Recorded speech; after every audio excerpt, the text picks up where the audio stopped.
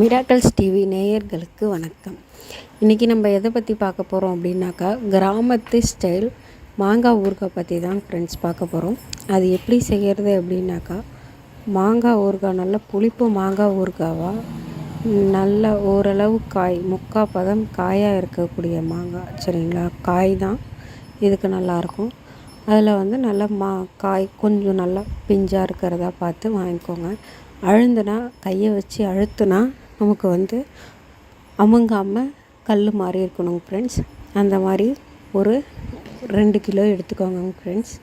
எடுத்துக்கிட்டு அதை நம்ம அந்த மாதிரி மாங்காவை சென்டரில் கரெக்டாக சென்டரில் வச்சு கட் பண்ணோம் அப்படின்னாக்கா, நமக்கு அந்த உள்ளார இருக்கக்கூடிய அந்த விதையோட அந்த கொட்டையோடு நமக்கு ஓப்பன் ஆகும் ஃப்ரெண்ட்ஸ். அப்போது அந்த கொட்டையவும் ரிமூவ் பண்ணிவிட்டு அந்த உள்ளார ஒயிட் கலரில் இருக்கக்கூடிய தோலையும் ரிமூவ் பண்ணிவிட்டு நம்ம கடையில் கட் பண்ணுவாங்கள்ல சின்ன சின்னதாக, அந்த மாதிரி கட் பண்ணிக்கோங்க ஃப்ரெண்ட்ஸ். கட் பண்ணி ஃபஸ்ட்டு டே உப்பில் எதுலேயுமே போடாமல் அப்படியே ட்ரையாக காய வைங்க ஃப்ரெண்ட்ஸ்.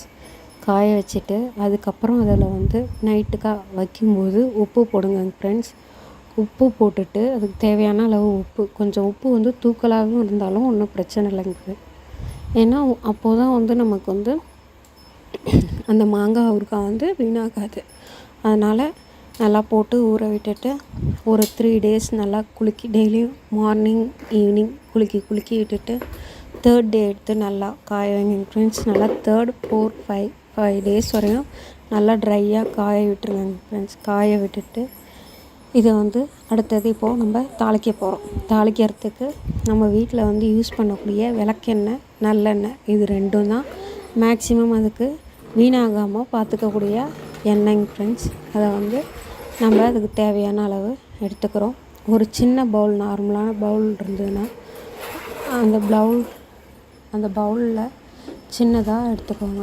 சின்னதான பவுலில் எடுத்துக்கோங்க. ஒரு பவுலில் அளவு வச்சுக்கோங்க. அளவு வச்சுக்கிட்டிங்கன்னா அதில் 10 பங்கு அளவுக்கு 1 பங்கு அளவு ஆயில் சேர்த்துக்கோங்க.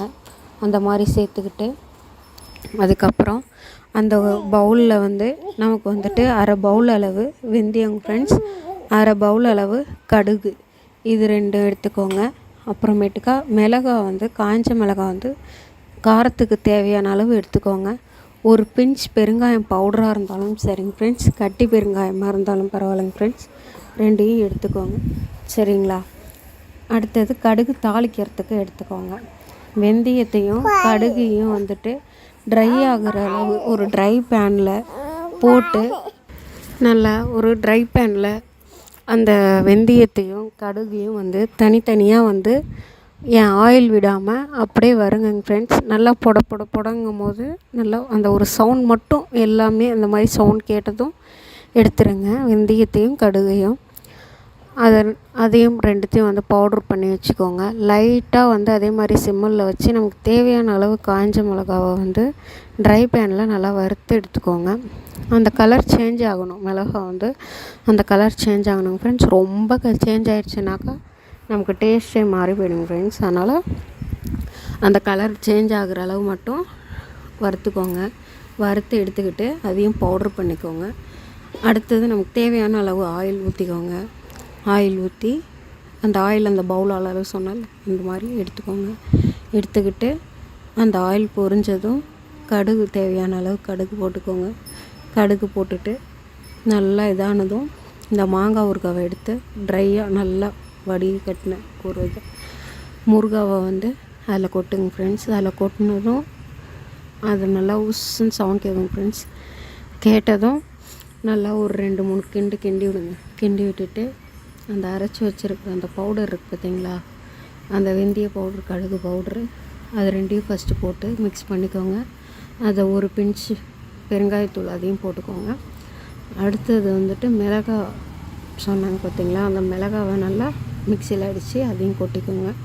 கொட்டிட்டு நல்லா கிண்டிக்கோங்க.